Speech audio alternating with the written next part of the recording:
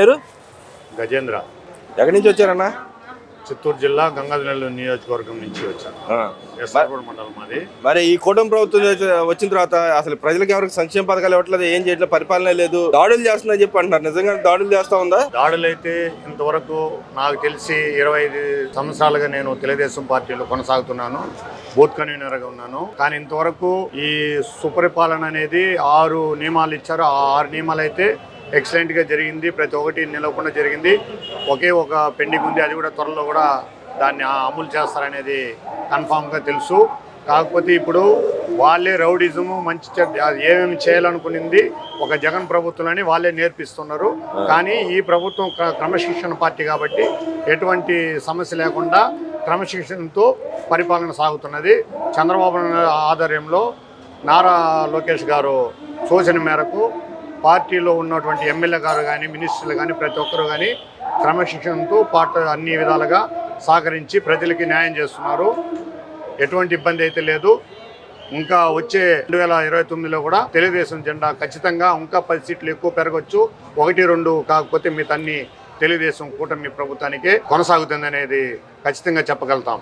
కానీ మరి మీ ఏరియాలో ఉన్న నగరి మాజీ మినిస్టర్ గారు మాట్లాడుతూ ఉంది కదా, అప్పులు ఆంధ్రప్రదేశ్గా మిలిచారు, స్వర్ణాంధ్రప్రదేశ్ కాదు, రాష్ట్రంలో అరాచక పాలన నడుస్తుందని చెప్పి మాట్లాడుతుంది. కానీ అదైతే ఖండించగలుగుతున్నాము. ఎందుకంటే నారాయణ స్వామి అనే అతను ఇంతవరకు మినిస్టర్గా 2 పదవులు అనుభవించాడు. కమర్షియల్ ఎక్స్చేంజ్ మినిస్టర్గా కొనసాగించాడు.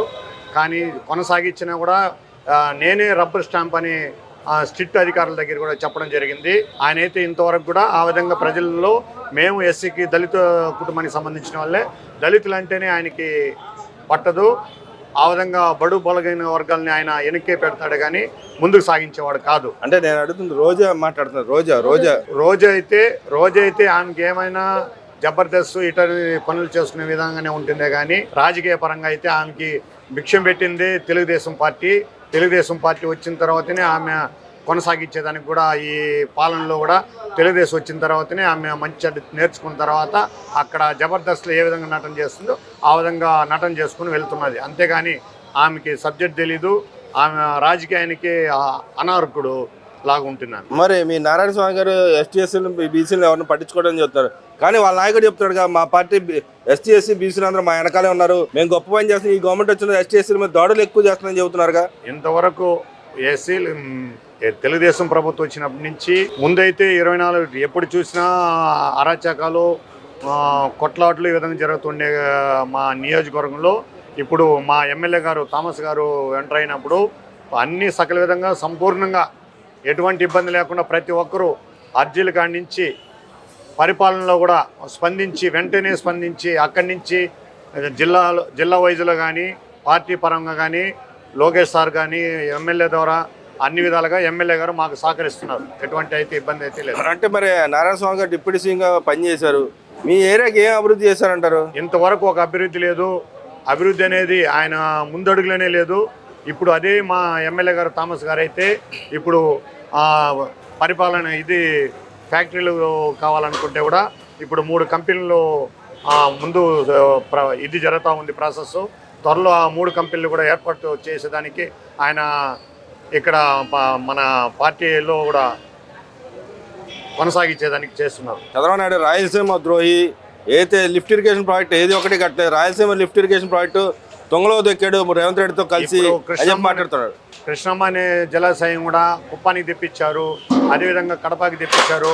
త్వరలో కూడా నిన్న జరిగిన మీటింగ్లో కూడా 24వ తేదీ జరిగిన మీటింగ్లో కూడా నగిరిలో మన చంద్రబాబు నాయుడు గారు ముఖ్యమంత్రి గారు కూడా ఆమోదంతో త్వరలో అక్కడికి కూడా కృష్ణమ్మ నదీ జలాశయాన్ని తెప్పిస్తాననే హామీ కూడా ఇవ్వడం జరిగింది. మరి ఎత్తిపోత కంప్లీట్ చేయట్లేదండి చంద్రబాబు నాయుడు గారు, నిజంగానే ఈయన కంప్లీట్ చేయట్లేదా, లేకపోతే గతంలో జగన్మోహన్ రెడ్డి గారు వదిలేసినప్పుడు వదిలేసాడు అంటారా? 100% అయితే 2024లో కొనసాగింది. ఇప్పుడు పూర్తి జరిగిపోయింది. ఆల్రెడీ 1.5 సంవత్సరంలో 19 నెలల్లో పూర్తిగా జరిగిపోయింది. 2014లో ఈయన ఆమోదంతో సంస్థాపన చేసిందంతా ఇప్పుడు ముక్కల భాగం పనులు అయితే సంపూర్ణంగా పూర్తి అయినాయి. మరి నీళ్లు అందించాడా ఈయన? 100% అందించాడు. ఆయనలాగా ట్యాంకులో నీళ్లు తోలి అందించలేదు.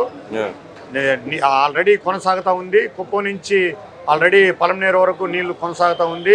ప్రజలు సంతోషంగా రైతులు పంటలు పండించుకొని ఉన్నారు. కానీ ఈయనే తెచ్చారంటగా ఇవన్నీ వీళ్ళు ఆ పేరు చెప్పుకొని తిరుగుతున్నారంటగా చంద్రబాబు నాయుడు. అది వాళ్ళు ఊహాగానంలో చెప్పుకోవచ్చే కానీ 100% అయితే జగన్మోహన్ రెడ్డి ఎటువంటి పని అయితే చేయలేదు. చంద్రబాబు నాయుడు వచ్చిన వెంటనే ఆ 6 నెలల్లో ఆ కృష్ణమ్మ జలాశయాన్ని తెప్పించింది ఆయనే. దీన్నే 100% విజయవంతం చేశాడు ఆయన. మరేంటి రాయలసీమ ప్రజలకు ఎవరికి నీళ్లు అందకుండా ఉన్నాయంట, నీళ్లు దొరకట్లేదు అంట. రాయలసీమలో ఈ రోజు నీళ్లు రాయలసీమలో ఒక్కొక్క ఏరియాలో చాలా ఇబ్బంది జరిగే విషయంలో తెలుసు. కడపలో ఇప్పుడు చూడండి, కావాలనుకుంటే కడపలో కానీ మన రాయలసీమ ప్రాంతంలో చిత్తూరు కానీ కుప్పంలో కానీ ఈ ప్రదేశంలో అంతా నీళ్లు జలాశయాలు సమృద్ధిగా కొనసాగుతున్నాయి. అంటే తాగునీటి సమస్య ఉందంట కదా రాయలసీమ. సమస్య అయితే లేదు, సమస్య అయితే జరగదు. అప్పుడు వాళ్ళు హేళన చేసుకుంటున్నారు, చంద్రబాబు నాయుడు వస్తే నీళ్ళు రాదు, వాన రాదు, అది రాదు అనేసి. ఈ రోజు వస్తే ప్రజల్లో ఎంత సంతోషంగా ఉన్నారంటే రైతులు పంటలు చేసుకుని హ్యాపీగా ఉన్నారు. ఎటువంటి ఇబ్బంది అయితే లేదు. ఈ 2 సంవత్సరంలో హ్యాపీగా జరుగుతూ ఉన్నాయి. మరి ఏంటి ఆయన ఇంకోసారి మళ్ళీ పాదయాత్ర చేయబోతున్నారంట కదా. పాదయాత్ర చేసినా కూడా జనాల్లో మార్పు ఉంది. వాళ్ళు రపరపరాని చెప్పుకొని నోటి మాటలు చెప్పేది. ప్రజలు ఏమన్నా అంత మూర్ఖులు కాదు. అన్ని వాళ్ళ ఆలోచనతో 2029లో ఖచ్చితంగా కూటమి ప్రభుత్వం మళ్ళీ పరిపాలన చేసే విధంగా జరుగుతుంది. మరి ఏంటి విజయసాయి రెడ్డి కూటమిని విడగొడతారని చెబుతున్నాడుగా. ఆయన విడగొట్టేది ఏముంది, ఆయన సంపాదన చేసుకునింది ఆయన ఎత్తుకుని పోయి పంట చేసుకుని ఆయన హ్యాపీగా ఉన్నాడు. మళ్ళీ రీఎంట్రీ అంటున్నాడు, అదంతా జరగదు. 100% అయితే కూటమి ప్రభుత్వం ఖచ్చితంగా 20 సంవత్సరాలు కంటిన్యూగా కొనసాగుతుంది. మరి ఆయన ఏంది, నువ్వు జగన్మోహన్ రెడ్డి నువ్వు పాదయాత్ర చేసి నువ్వు గెలవు, నేనుంటేనే గెలుస్తా అని చెబుతున్నాడుగా. మరి ఆయన చెప్పుకుంటాడు, ఆయన ఇమేజ్ కోసం చెప్పుకుంటాడు, కానీ ప్రజలు నమ్మాలి కదా. మరి ఇప్పుడు పాదయాత్ర చేస్తా అంటున్నాడు, మళ్ళీ నేను ప్రజలకు వస్తాను. పాదయాత్ర చేస్తే జనాలు నమ్మాలి కదా. ఫస్ట్ ఆఫ్ ఆల్ ప్రజలు నమ్మితే కదా. అంటే అప్పుడు రాయలసీమ పట్టున్న ఏరియా వైసీపీకి ఇప్పుడు అది మరి ఉంటుందా? అవును, వాళ్ళు చేసే ఈ 5 ఏళ్ళలో వాళ్ళు చేసిన కేసులు అరాచకాలు దీన్ని బట్టి ప్రాబ్లం జనాలు మార్పు జరిగింది. అంతేగాని ఎస్సీలు దగ్గర 40 ఎమ్మెల్యేలో 2 ఎమ్మెల్యే మాత్రమే ఎస్సీలు వైఎస్ఆర్ ఉండేది. మిగతా 38 ఎమ్మెల్యేలు తెలుగుదేశం పార్టీ ఎస్సీలు. ఆ విధంగా సెగ్మెంట్ ప్రతి ఒక్క నియోజకవర్గంలో ఎస్సీ కాన్స్టిట్యూషన్లో 38 గెలిచిన ఘనత ఈ తెలుగుదేశం కూటమి ప్రభుత్వం.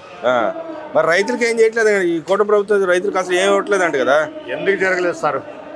చెప్పాలంటే ఎన్నో ఉన్నాయి, కానీ 100% అయితే రైతులకి న్యాయం జరుగుతున్నది. ఇప్పుడు కూడా ఎరువులు అది దొరకట్లేదంట, ఈ గవర్నమెంట్ దొరకట్లేదండి, ఎరువులే దొరకట్లేదు. ఎంత కావాలి? ఒక్కొక్క పాస్బుక్ కి 2 బ్యాగ్స్ అదే ఎక్కువ అవుతున్నది. ఆ విధంగా కొంతమైతే తీసుకోకుండా ఇప్పుడే మనకి ఎక్కువ అవుతున్నదని డిలే అవుతున్నారు. ఆ విధంగా ఎక్కువ స్టోరేజ్ కూడా ఉన్నాయి ప్రతి ఒక్క రైతు భరోసాలో. మరి అట్లా అంటున్నారు. మరి రైతులకు సంబంధించి అయితే పాస్ పుస్తకాలు నా బొమ్మ వేసుకుంటే తప్పే ఉంది. తాతదేవో వాళ్ళ నాన్నదేవో సొత్తు కాదు, ఇది గవర్నమెంట్ సంబంధించింది. ప్రజలు ఇచ్చిన డీకేటీ పట్టాలు కానీ పట్టాలు ఒరిజినల్ పట్టాలు కానీ గవర్నమెంట్ అలాట్మెంట్ చేసింది రైతులకి. వాళ్ళు స్వయాజీతంగా వాళ్ళు దేశ ముద్ర వేసి ఇవ్వడం అనేది చాలా గర్వదగిన విషయం. చంద్రబాబు నాయుడికి ధన్యవాదాలు చెప్పుకున్నాను. అంటే అది కూడా నేను చేసింది ఆయన పేరు చెప్పుకోవడానికి చేస్తున్నాడు సర్వే, కానీ ఉపయోగం లేదు, నేను చేసిన సర్వే అంటున్నాడుగా. ఒక సర్వే చేసినా కానీ రీసర్వే పెట్టారు. అదే విధంగా ఒక రిజిస్ట్రేషన్ చేయాలన్నా కూడా డబ్బులతో కూడిన సమస్య.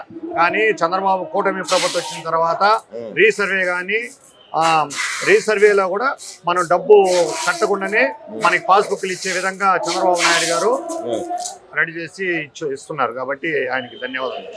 మరి తిరుపతి లడ్డు ఈయన చేశాడంట కదా, అంతా ఆయన ఏం చేయలేదంటగా. అదంతా స్ట్రిక్ట్ అధికారులు ఇప్పుడు దాని మీదనే ఫోకస్ ఉన్నారు కాబట్టి త్వరలో అది కూడా తెలుస్తుంది.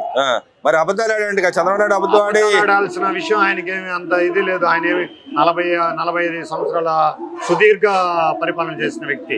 ఆయనకి తెలియకుండా ఏమి ఉండేది లేదు. ఖచ్చితంగా ఇది స్ట్రిక్ట్ అధికారులు దీని మీద స్పందన ఉంది. దాన్ని త్వరలో దాన్ని బయట పెడతారు. వాళ్ళు చెప్పుకోవచ్చు, ఊహాగానాలు ఎన్నో చెప్పుకోవచ్చు.